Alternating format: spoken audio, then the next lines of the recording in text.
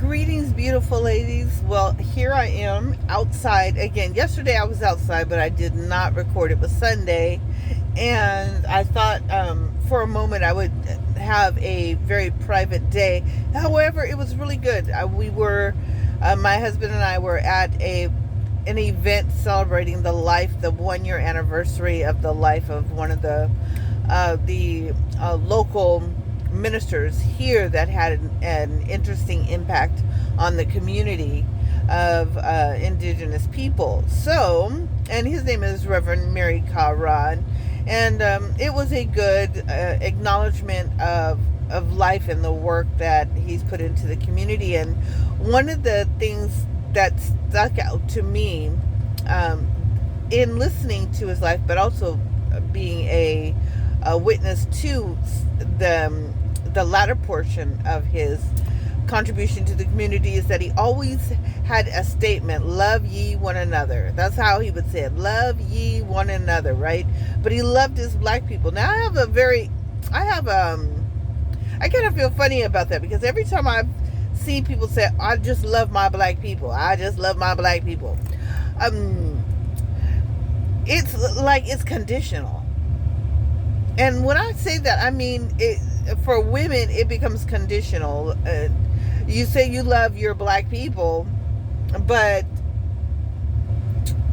we're quick to find fault with one another, and we're quick to find a way to pit one another against each other, like in cliques, right? That was not something that Reverend Mary Kara,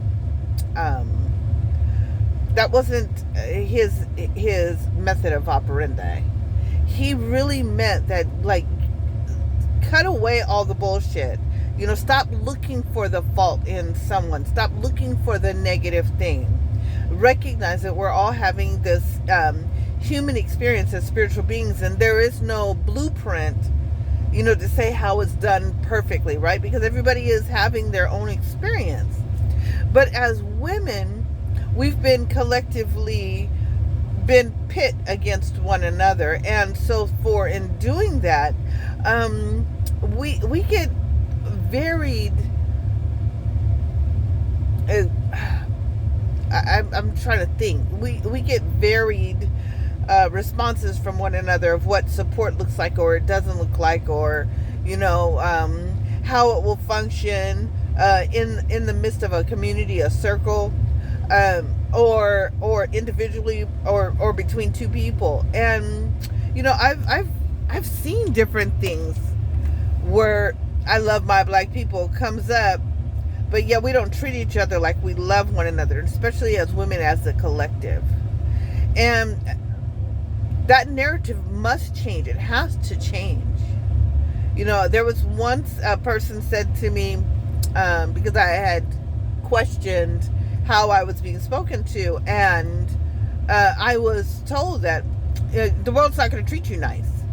So if you can't handle this, then obviously you can't handle out there in the world. You're just weak.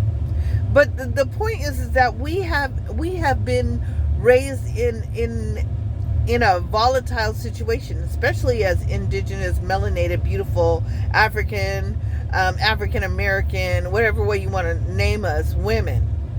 And we've had to settle for how somebody will talk to us. We've had to settle and accept if someone speaks harsh, if someone speaks negatively, if someone speaks strikingly, because the reality is you would not speak to a baby like that. Now, somebody might say, well, you're not a baby. Right.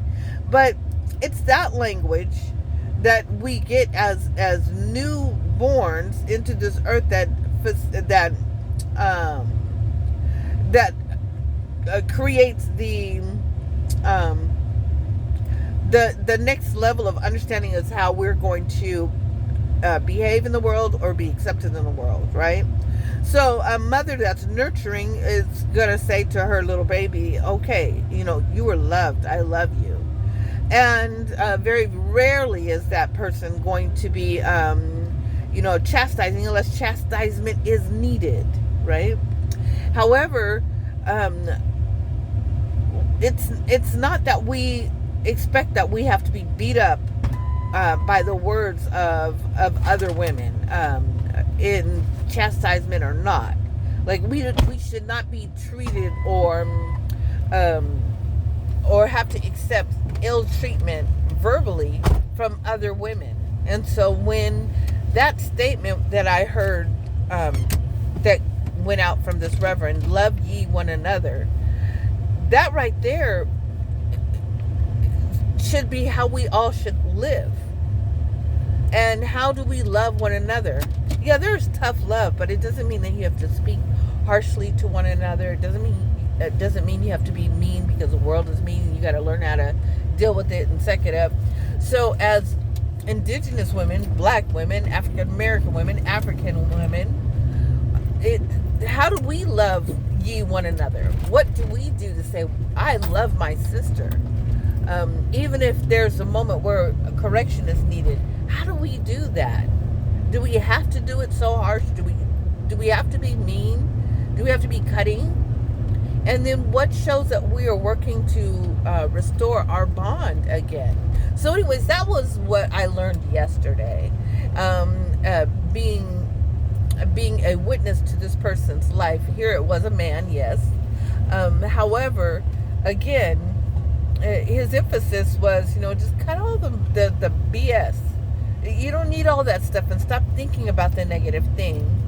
And look for the best in everybody. Look for the best thing. And that's what I feel is necessary for we sisters, that we love ye one another that way. Anyways, that's my rant for today. Okay, I'll be back tomorrow. Talk to you later. I'm going to go shopping. Ashe.